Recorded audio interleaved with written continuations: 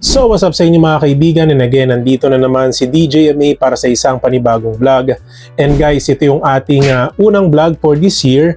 At for sure magugustuhan nyo to, especially dun sa mga content creator na hindi pa monetize or dun sa mga nagsisimula pa lang doon sa YouTube. And usap-usapan na DJMA, ano ba yung mas effective gawin para mabilis kami mas ma-monetize dito sa YouTube? Long form videos ba or shorts? So dito guys, i-discuss po natin lahat yan. And guys, disclaimer, no, hindi tayo magpapakabayas. So ibe-base natin lahat sa experience ko as a content creator at may mga i-discuss din tayo ng mga facts or elements kung ano ba yung nakaka-apekto para mas mabilis ma-monetize ang isang YouTube channel. So hindi ko napapatagalin to guys, let's go! So para sa akin guys, yung first na nakaka-apekto sa mga shorts or long form videos natin is yung type of niche na meron tayo. Okay? So gawin ko na lang example yung sa akin. So ano ba yung niche ni DJMA? So madalas ng aking in-upload dito sa aking YouTube channel is all about YouTube tips. So meaning yung ating mga videos is para lang sa mga YouTubers or dun sa mga nagbabalak maging isang content creator or dun sa mga nagbabalak ma-monetize dito sa YouTube. Kasi mostly ng mga videos natin is nakapokus sa pagbibigay ng advice, sa monetization, motivation sa mga baguhan, kahit papaano magkaroon sila ng idea, no, technicality sa pag-upload ng videos. So in reality, yung content ni DJMA na YouTube tips, hindi naman yan yung sobrang lawak. Okay, so yung mga target lang nito is yung mga YouTubers na nagsisimula pa lang at yung mga naghahanap ng mga tips para mas mag-improve pa yung mga channels nila. So, ikumpara natin yung channel natin kay Rapi Tulfo. Okay? Si Rapi Tulfo guys, yung kanyang channel is all about mga issues in real life like mag-asawa, problema sa kumpanya, sa trabaho, yung mga umaabuso sa kapangyarihan, sa gobyerno, di ba? So, yung target audience niya guys, sobrang lawak. So yung niche ni Rapi Tulfo na about sa mga issues in real life, lahat ng tao interested sa ganong klase ng niche. Okay, kasi yung niche ni Rapi Tulfo is nakapokus sa ganong klase or concept. So that's why talagang hindi maiiwasan na talagang lumobo agad yung channel niya at talagang dumami pa ng dumami kasi madaming nakaka-relate doon sa mga contents na ina-upload nila doon sa Rapi Tulfo in Action. Unlike doon sa channel natin na nakapokus lang tayo sa YouTube tips. Okay, so yung ating mga audience is most likely mga nagsisimula pa lang sa YouTube katulad nung sinabi ko kanina. So guys, yun, simpleng pagkukumpara ko lang. Okay, so para mas magets nyo yung ibig ko sabihin. So yung pangalawa naman guys is yung target audience. Okay, so medyo relate siya dun sa una. Okay, kasi ano yan kumbaga kombinasyon niyang dalawa. So nakadepende yung target audience natin doon sa type of niche na meron tayo. Okay, katulad nung sinabi natin kanina guys, yung target audience natin, most likely mga YouTubers, mga nagsisimula pa lang sa YouTube, mga gusto ma-monetize, mga gusto kumita dito sa YouTube. So that's why limited lang siya. Kasi hindi naman lahat ng tao dito sa Pilipinas or tao sa mundo gusto maging YouTuber. Diba? So, sobrang liit lang ng percentage, sobrang liit lang ng target audience natin kung sa tutusin. So, that's why hindi nyo rin talaga masisisi kung hindi ganun kataas yung viewership ng ating channel dahil nga sa ganung dahilan. Diba? Unlike doon sa mga YouTube channels na malawak yung target audience nila kung saan madaming nakaka-relate, madaming nagkakaroon ng interest. Unlike doon sa YouTube tips na niche ng ating channel. Kaya para sa akin guys, nakaka-apekto din siya doon sa mga long form videos na ginagawa natin or shorts na ginagawa natin kung ano ba yung mas napapabilis ang monetization sa long form videos ba or sa shorts. So yung pangatlo guys is yung tinatawag natin na local concept. Okay, so mapa long form video or shorts. Okay, pag sinabi kasing local concept, from the word local, dito lang sa Pilipinas. So meaning yung nagiging audience natin most likely dito lang sa Pilipinas. So ano ba yung nagiging reason that's why galing sa Pilipinas yung madalas na nagiging audience nyo or yung nagiging audience natin? So yung unang factor is Tagalog yung ginagamit natin. Diba? So Filipino, let's just say. Kung ano yung description nyo, kung ano yung let's just say yung sa title nyo, kung paano kayo mag-construct ng title or yung ginamit na language nyo sa mga videos nyo is Tagalog or Filipino, so most likely magkakaroon lang tayo ng local audience. Okay, even though meron tayong subtitle Kahit sabihin natin na meron kayong translation, di ba? So sobrang liit ng percentage na ma-discover siya ng mga viewers sa ibang bansa. So that's why if local lang yung concept na ginagawa natin dito sa YouTube, so sobrang liit lang ng percentage na ma-discover siya sa ibang bansa. So kung local lang, mas maliit yung chance na ma-monetize kayo ng mabilis kasi nakapokus lang kayo sa viewers nyo dito sa Pilipinas. So yung pang-apat naman guys, vice versa nung pangatlo. So kung meron tayong tinatawag na local concept, so yung pang-apat guys is yung foreign concept. So guys, nabanggit na natin yung YouTube automation last time, which is even though hindi sila magpakita ng muka, faceless, no? So kahit hindi nila ipakita yung identity nila sa social media, is nagagawa nila na ipaabot or umabot sa ibang bansa, lalo na yung content nila is nakapokus po talaga sa YouTube automation, and most likely yung language na ginagamit nila is English. Okay, with transcription yan para mas maintindihan ng mga viewers. So meaning, nahihit nila yung viewers dito sa Pilipinas, and at the same time, nahihit din nila yung viewers sa ibang bansa kasi let's be honest na English ang halos alam ng lahat, 'di ba, sa buong mundo.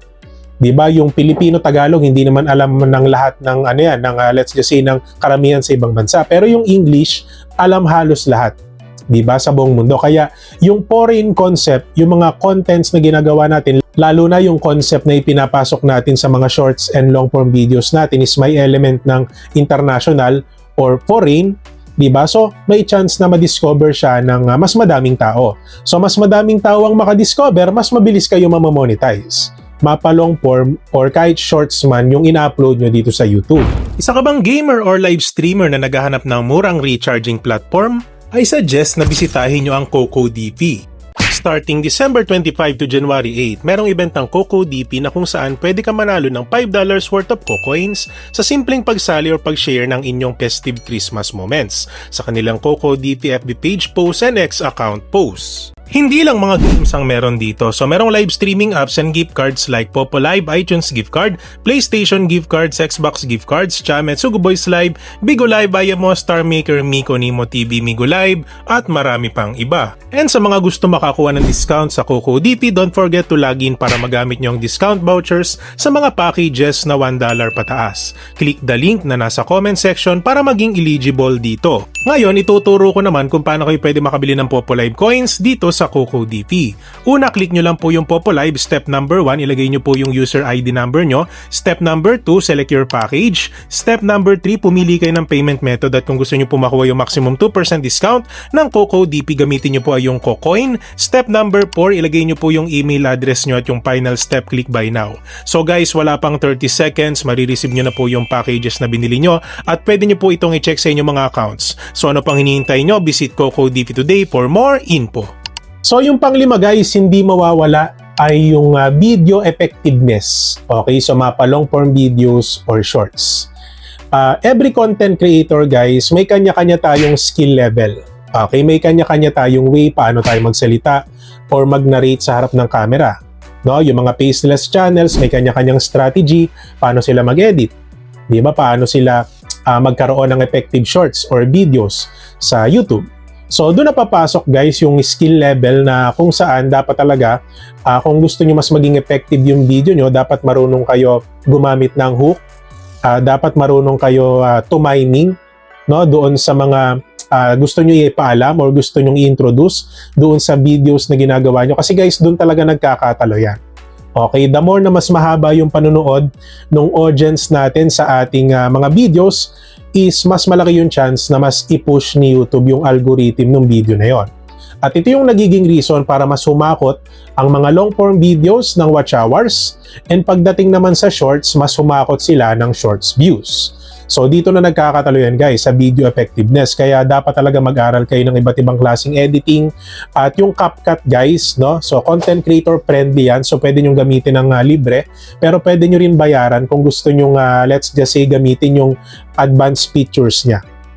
Okay? So kaya ano pang hinihintay nyo, dapat this year 2026 is mag-improve tayo. Kahit ako guys, I will do my best para mag-improve sa video editing. So yung pang-anim guys, I think this will be the last, no? So syempre guys, nakakaapekto sa mga long form videos natin or shorts na ginagawa natin is yung stress-free zone.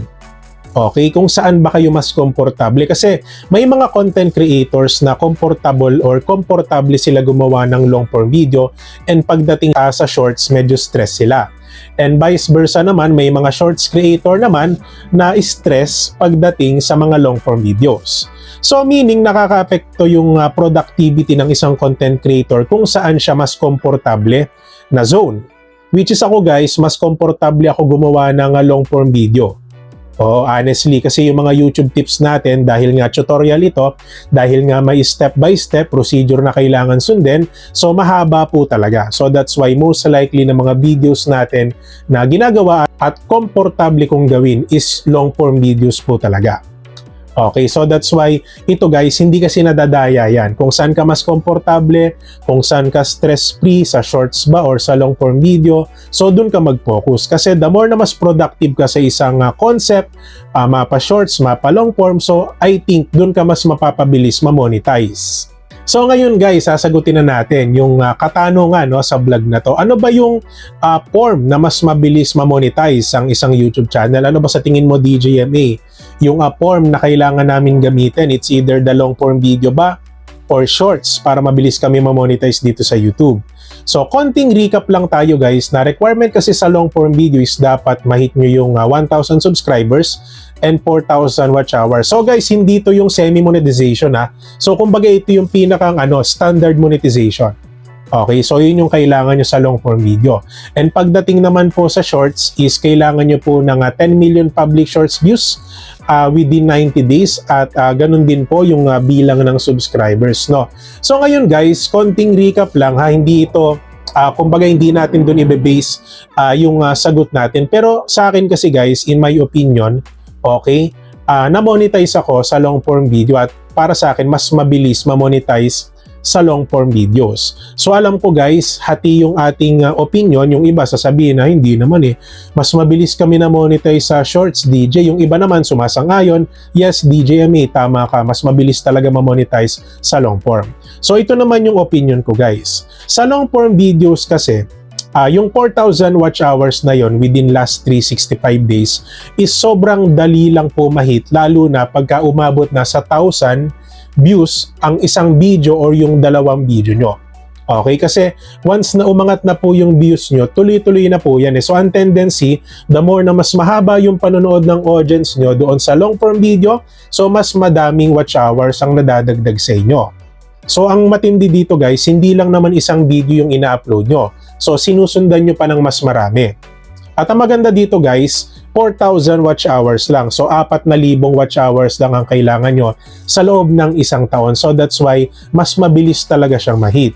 Pero doon sa shorts naman guys, naiintindihan ko naman na may mga shorts talaga na grabe ang reach, lalo na kung meron itong tinatawag na foreign concept, yung na-discuss natin kanina, no, na umaabot yung mga shorts nila sa ibang bansa, nagkakaroon sila ng audience from Australia, from US, so sisiw lang din sa kanila ma-hit yung 10 million public shorts views within 90 days para ma-monetize. So in my opinion guys, mas mabilis po talaga ma-monetize kung magpo-focus kayo sa long form videos. So guys, opinion ko lang ito pero alam ko may mga opinion kayo na mas mabilis sa shorts. And kung sa tingin nyo guys, may mga kulang doon sa sinabi ko about sa long form video or about doon sa mga diniscuss natin kanina, and of course dito sa shorts, is pwede po kayo mag-share ng inyong mga comments, opinion sa ating comment section para kahit papano mas maunawaan nyo or mas maunawaan pa natin kung ano ba yung mga ideas na medyo kinulang tayo para makatulong na din po tayo sa mga viewers natin dito sa YouTube.